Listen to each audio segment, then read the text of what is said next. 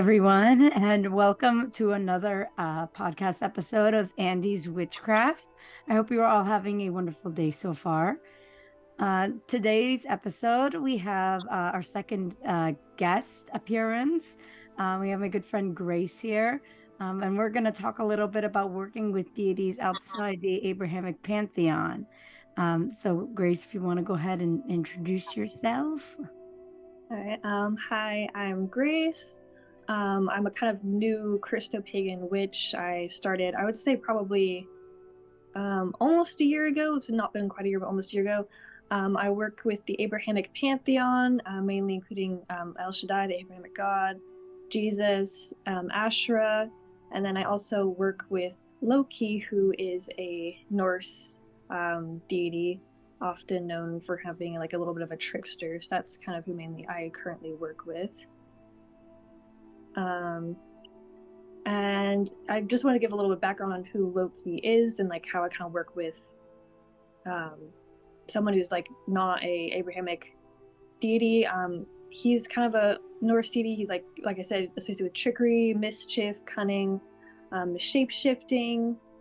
He is the child of Jotuns, Farbati, and Laufey, and the blood brother of Odin. I know a lot of people who don't really know a lot of like the Norse mythology and kind of know Loki from Marvel. They assume that Loki is the son of Odin and like Thor's brother, but that's not how it is in the actual mythology. He's Odin's blood brother, but he lives with the Aesir gods. And he kind of helps them, even though he's known for causing a lot of problems with kind of his mischievous and trickster ways, and he is known for kind of being a catalyst in the start of Ragnarok. He does help them solve a lot of problems as well, and they go to him to help them solve a lot of problems. So it's kind of like he's a little bit of a balance, you know. I kind of think of him as like the anti-hero vibes, where he helps, but he also causes problems depending upon kind of, I feel like, what's needed in this situation. But yeah, it's a little bit of background on that. Right, yeah, very interesting. And you mentioned the word Ragnarok, which I've heard a few times on like Witch Talk and all that, people mentioning that. Do you want to go into detail on like I think you said it was kind of like a drama thing. So do you want to give a little bit of a background on that and like why it caused Loki to be such a controversial deity? So Ragnarok is kind of like same kind of like the end of the world type of vibes that a lot of like, you know, when Christians talk about like the end of the world and like the big end of the world thing, I feel like Ragnarok is kind of that in the Norse mythology. It was like this big battle between kind of like Loki and like a lot of the giants and the Aesir. Like it was just this whole battle. Everyone's kind of, you know, killing everyone, everybody's dying. Only a few like people from mythology survived it, and kind of like it was a restart. So like it was like basically a bunch of people were wiped out. It was a huge battle, and then it was kind of like a restart of society, you know, for both the gods and mortals. It was kind of like a rebirth after all of this like destruction and decimation. And the reason Loki is kind of like considered to be the one who kind of caused it is it's a lot of like a lot to go into, but basically there was Balder, who was one of Odin's son. He ends up getting killed by one of Odin's other sons because basically Odin's like wife enchanted like everything to keep Balder from, you know, made a deal with everything to keep Balder in the universe, to keep Balder from not dying, nothing being able to harm him except for mistletoe. And so Loki, being the mischievous person he is, he's like, oh hey, like, you know, everyone's throwing these things at Balder, why don't you try throwing this at him as well? And it was like mistletoe. So Balder ends up dying. Loki gets blamed for that. You know, so Loki runs off, and then the Aesir find him. They kind of like go after him. They kill one of his sons, take his entrails, and like tie Loki up with the entrails. Then they have like a venomous snake like dripping like venom onto him. So they have like Loki like trapped like that for a long time. But he ends up kind of like breaking out and starting, you know, Ragnarok. And you know, his kids, Jordamunger, Fenrir, like a lot of them Hell has entire like battle like army of the undead basically who come and kind of like fight against them. And I feel like a lot of people consider Loki bad because of causing a lot of that, but also when you think about it, Loki did a lot of things he did because of what Odin did against his kids, because Odin had that vision of Fenrir and Jormungandr and all these people being a problem and like causing all this destruction. But the thing was, Odin then, had Jormungandr cast out to the sea, Fenrir chained up, and all that kind of stuff. So like he kind of created that happening in the first place. So I feel like Odin was kind of, even though I feel like both Odin and Loki equally are to blame for Ragnarok. But yeah, that's kind of the background on that a little bit. See, that's very interesting to me because like I feel like I work with Lucifer like and so there's a lot of overlap it seems like between Loki's kind of like backstory and like the Christian story of Lucifer or even like the Roman story if you look into like the Roman and the Greek perspectives of Lucifer. So it's very interesting to see, like mirroring stories in different mythologies and all that. And I feel like they would get along honestly. Like I I feel feel like like they would too. they it's very cool. Okay. And it's very interesting how, like you say, like Odin and Loki are both to blame, but the majority of people I find would blame Loki because he has that history of being mischievous, right? So it's like he's already kind of like the ugly duckling kind of thing of the group where it's like just blame him as a scapegoat kind of thing, even though there were multiple individuals involved in that. So that's very interesting to me. And like, I'm glad that I asked now because, like I said, I hear it all the time and I never, know. And I don't work with any Norse deities. So I'm not always like motivated to go out and do the research. But it's great to hear, your research background. And I feel like that's always the first step into working with a deity is like knowing their mythology, right? So it's good to see how knowledgeable you are on that. Like you take it seriously. Unlike, a lot of people think, oh, you're just working with him because of the Marvel character. It's like, no. Definitely not. Like I've obviously like watched some like I've watched the Marvel movies, but I'm not like a huge Marvel person. And like Loki in the Marvel cinematic universe, he's cool and all that, like the Marvel Loki, but it was not really like I wasn't like one of those people like, oh my gosh, I love Marvel Loki. Like no, like if I'm into anyone in Marvel, it's most likely like Spider-Man was like my big character I love. I'm definitely not, a Norse, like partially Norse pagan and like working with Loki because of Marvel, like at all. No. He's nothing like that. And Yeah, yeah. for sure. No, that definitely makes sense. And so I guess we're going to jump into answering kind of like the first question that I kind of gave you before when we were planning out this episode. So like, how did you come to work with Loki and like, did you like choose him or is it like you felt called to? Like, how did you, what was the process in feeling called to work with him? I definitely didn't choose to work with Loki. Like I was purely, I mean, I would been kind of looking at a lot of the ChristoPagan, Christian witch stuff online for a while. I feel like I found like Lena's like, Lena the Jesus Witch is like TikTok and her podcast way back. And I think it was like, I want to say 2021, but I didn't actually start practicing anything until this year. And when it comes to Loki, I didn't even know he was present in my life for the longest time. Like I started working with him, I think in like January, February. And he was in my life for probably 6 months before that, before I even realized he was there.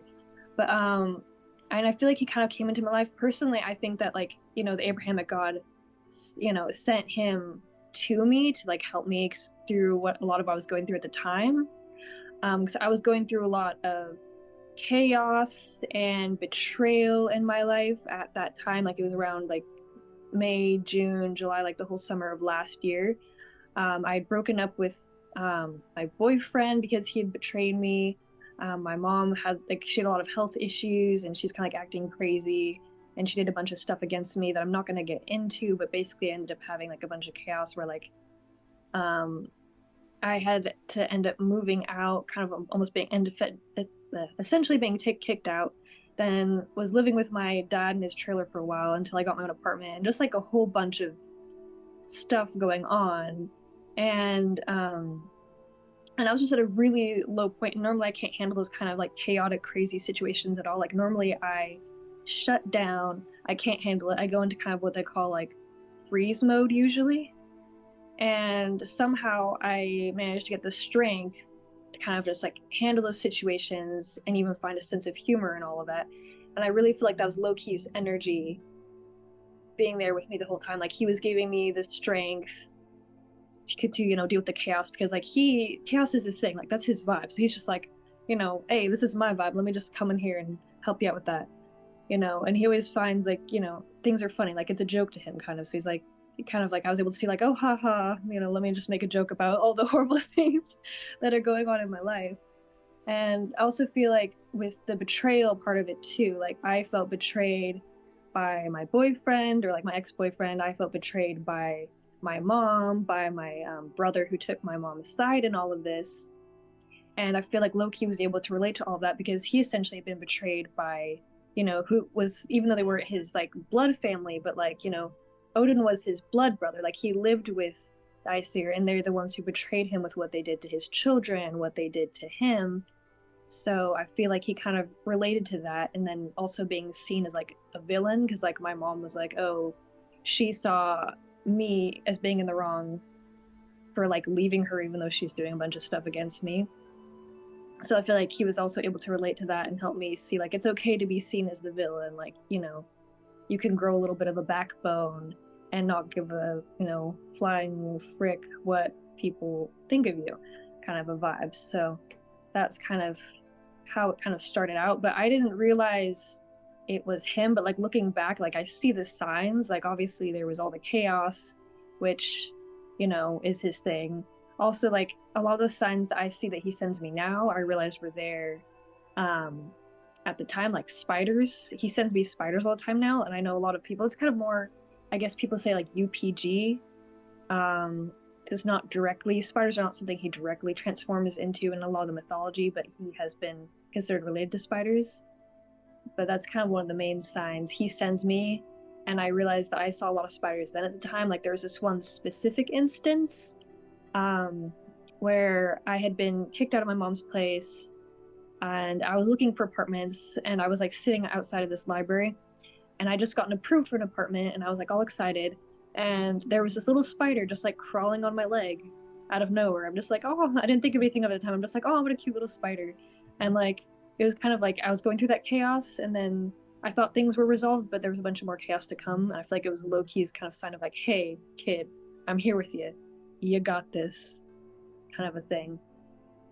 That was kind of like one of the main signs from him that I remember. Another one was flies. Flies are another huge signifier for Loki that people have mentioned. And looking back, I remember this time when I was staying with my dad before I got my apartment also, where somehow we had this huge swarm of flies, like so many. It was so disgusting, inside his trailer. I don't even know how they got in there or why. Like, my dad left his trailer open, but like he does that all the time. That never happened before. Never.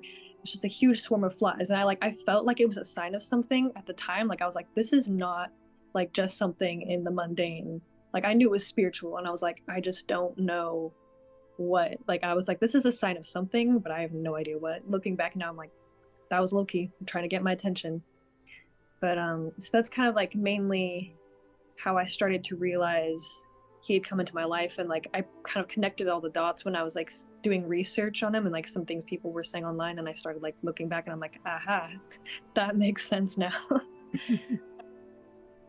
Oh, definitely. And I feel like that's a very common experience. It's like to have all these signs, and because either you're just starting out in witchcraft and pagan practices, or you haven't yet, but you were thinking about it. And I feel like after you do the research and you find out all this stuff and you're thinking back and you're like, oh, that's what that was.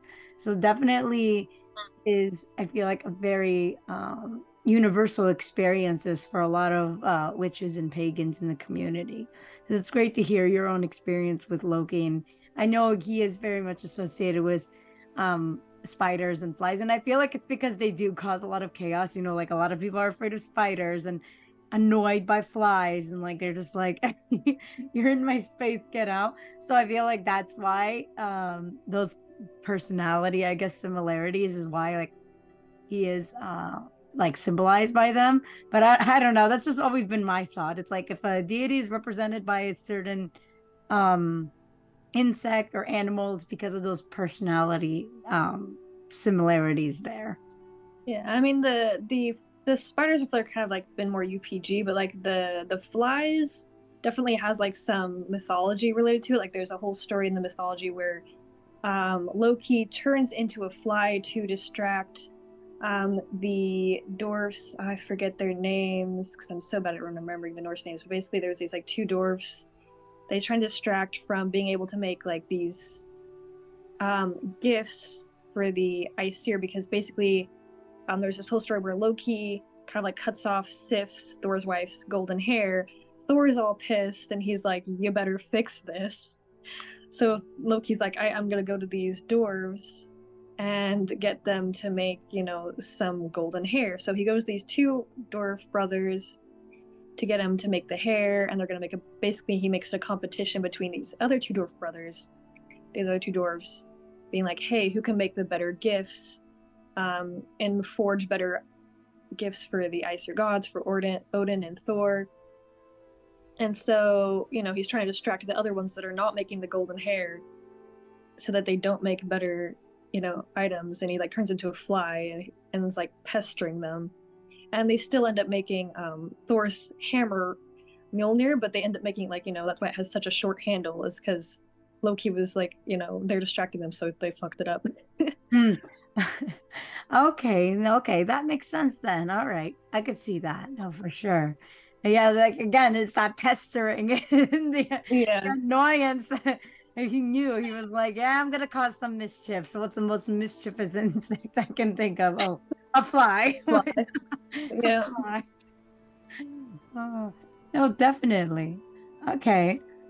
And so in before we move on to that second question, I actually like just thought of one. So like you said you work with like the Abrahamic Pantheon, and then like there's Loki, who's as far as you told me the only deity outside the Abrahamic Pantheon that you work with, right? Okay. Yeah. So do you think you would ever find yourself feeling called to or open to working with other deities outside the Abrahamic Pantheon, or would you feel like Loki is like enough besides like the Trinity and all that? I mean, I'm definitely open to working with other deities outside of like Loki for, being outside the Abrahamic Pantheon. Um, but also at the same time, I have a hard time like balancing like the relationships with each of the deities I already have. Because I'm like, even in like, my regular day-to-day life, I have a hard time balancing relationships like friendships and family and, my deities. So like, I don't know. I'm someone who has a hard time like staying in touch with everyone, including my deities. So like, I would be open to working with other deities, and if I feel called to, or like they reach out to me, I'm definitely open to it, but it's not something I'm probably gonna necessarily seek out. But yeah, I'm definitely open to it. Okay, yeah, that definitely makes sense with that, especially because like and a common thing is like when you feel like your work with a deity is done, then like some people move on to other deities, or some people like to keep in touch with that deity even though they don't work with them anymore. Like they still pray to them and give offerings and all that, but they just don't actively work with them. Like for me personally, like I would feel like I want to keep in touch just because number one, I have major attachment issues. So it's like once I get attached to something, that's it. Like you're not allowed to leave me. Like it's, but like that's having a cancer stelly. I was so it's, very much like emotional, and like even like if you think rationally, like I know it was for the best that we move on to like other things. My emotional side is like, nah, nah, change is bad. I feel that. Like, I get like sentimental about like, yeah, people, any of my deities. I'm like, I know Loki's still meant to be in my life, but sometimes I'm like, oh gosh, what if like, the time for dealing with the chaos and like all of, the things he's helping me with passes and like he's moving on. I'm like, I don't know if I'm gonna be able to let him go. Like, bro, you staying here. It's like, I need you in my life. Yeah. Well, like another thing is it's hard to think of life not being chaotic. Like even when one issue is resolved, there's always future chaos. And so it's like, I know I'm going to need you again. So like, you better That's not leave super me true. because the next chaotic event, like you better be on by my side.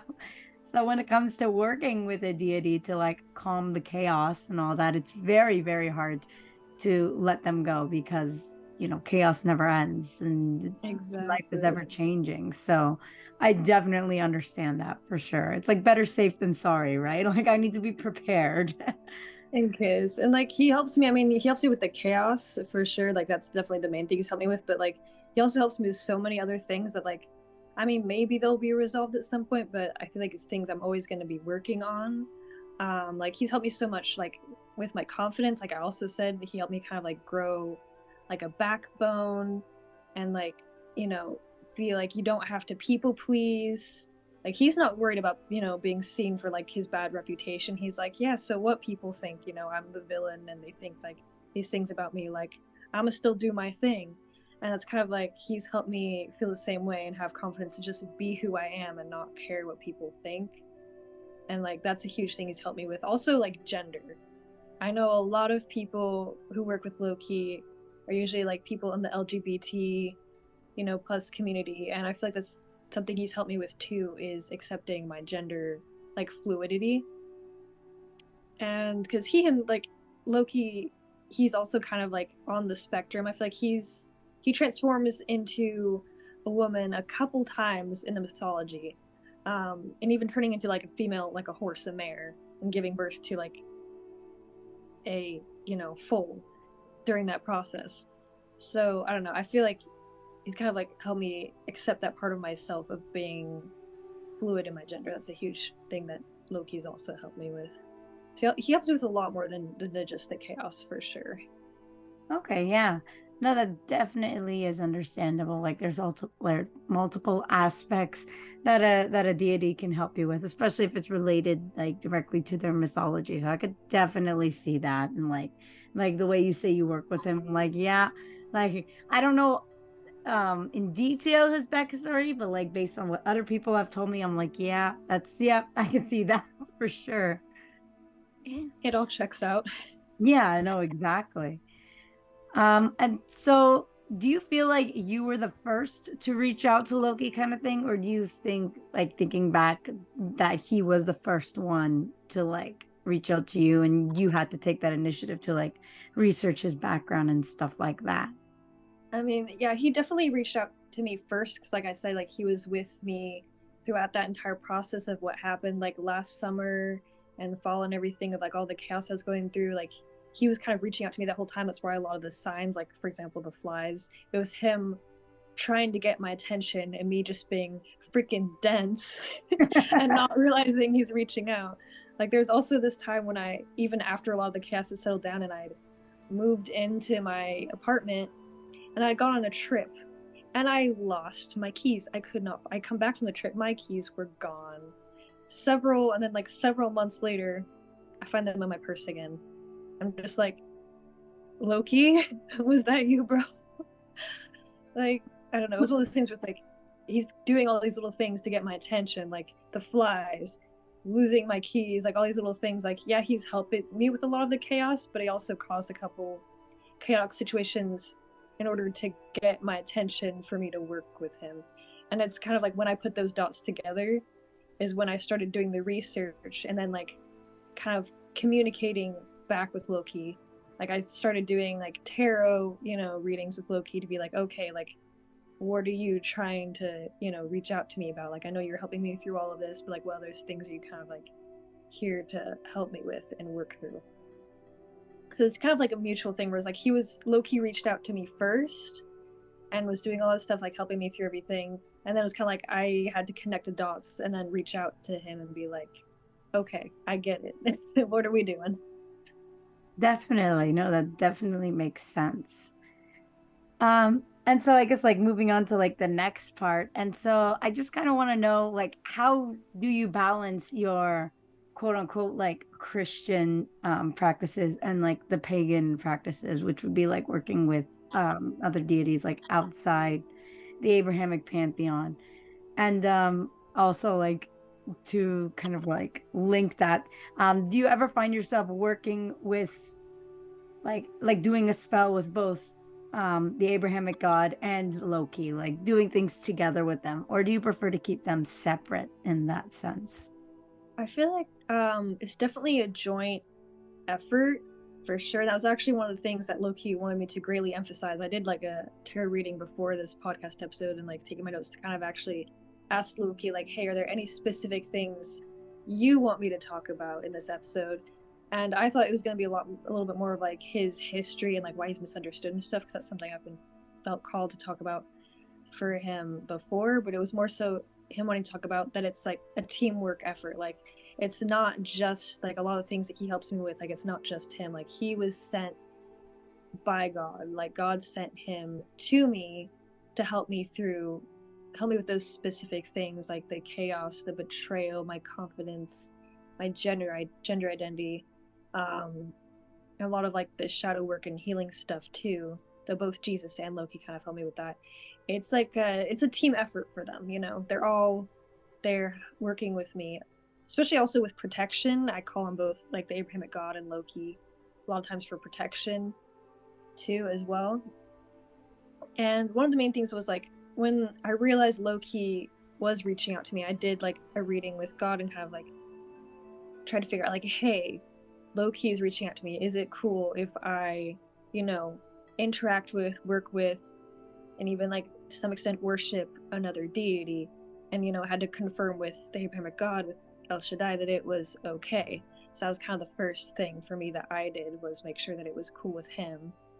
And it was like kind of like he gave me kind of like, one of the things was like he gave me this strength card that had like, it has the imagery of the lion and stuff on it, which I associate God with the lion. It was kind of like, yes, I got like some other cards, I forget what they were, but it was like kind of like a yes, you can work with him, but like remember who's behind all this, like me first. Kind of That's thing. fair. Like Yeah, and like yeah, it goes back, like the biggest thing, biggest reason I wanted to have this kind of podcast episode is because like it's like, oh, how do you work with other gods? You are, the first commandment says you shall have no gods before me, and it's easy to say, like, oh, he says before him, so that means, as long as we hold him to the highest and keep all the other gods like either equal to him or below him, it's fine. But like to show that, which is why I wanted this episode to kind of go into detail about that, which I feel like based on what you said, you're really holding that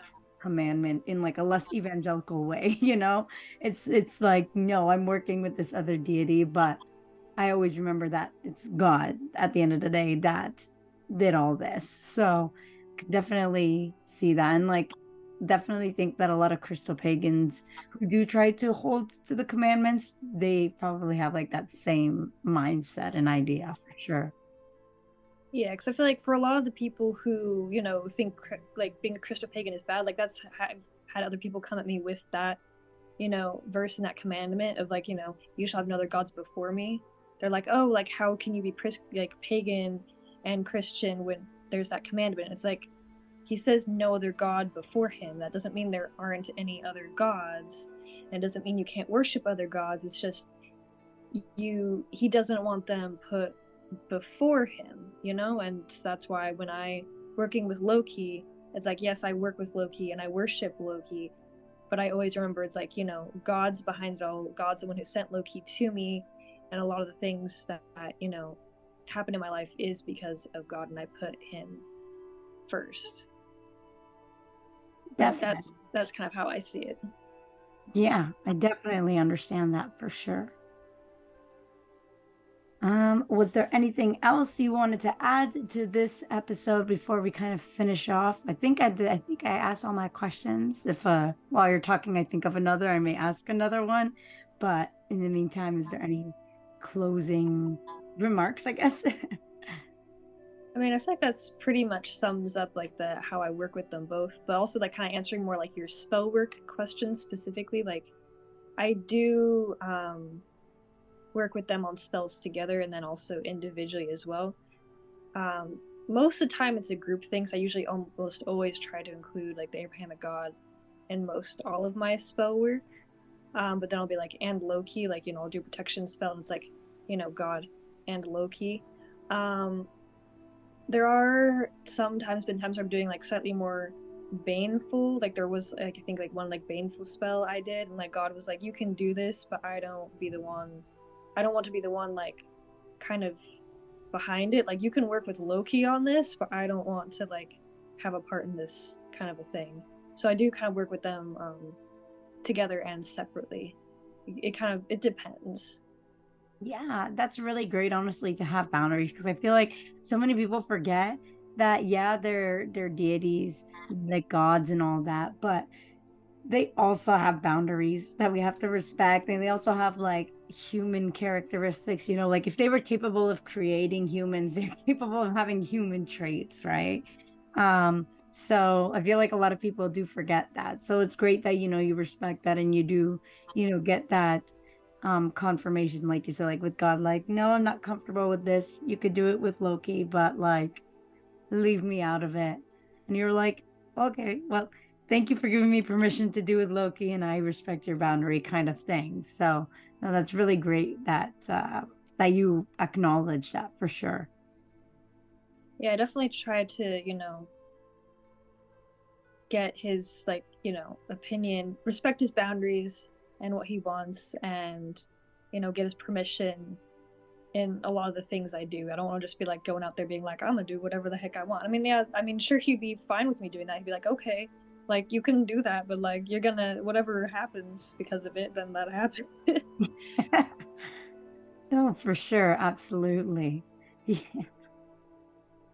All right. Well, I think this was a very productive episode. So thank you for coming on the podcast and taking your time, with like your research and your notes. And I'm sure that took up, like some time out of like a busy schedule. So I really appreciate you doing that. Yeah, Um, thanks for having me. I was yeah. always excited to get to talk about this stuff. Yeah. No, I was really excited for this too. And like, I'm glad we finally got around to it. It's great. Is there any social media of yours that you want me to link below, um, to share with listeners who may want to like follow you or anything like that? Yeah, I have my TikTok. I do a lot of TikToks kind of like talking about my kind of ChristoPagan experiences. It's gross, I believe it's Gross Goblin Gracie. Yeah, I think that's pretty much it. That's my main social media I kind of have that's public about this kind of stuff. All right, perfect. So I will link that below then. So yeah, like just send me I have your username, I guess. Yeah, so I'll put your username below. And then yeah, and then you guys know my social media, which will also be linked below, with my Instagram at Andy's Witchcraft, and my TikTok and Tumblr at Sacred Mood Divination. And also the link tree below has a video ideas Google form that you guys can fill out, if you want future episodes or future guest episode ideas. Then I'm sure I could find someone to come on again and have these different discussions if you want. And also the link in the link tree is there's a link tree, the link for the Discord server, Crystal Caverns, that is below. So thanks everyone for listening. And thank you again, Grace, for coming on. Yeah, um, thanks for having me. yeah. So blessed be everyone. Have a wonderful day, week, month, and year.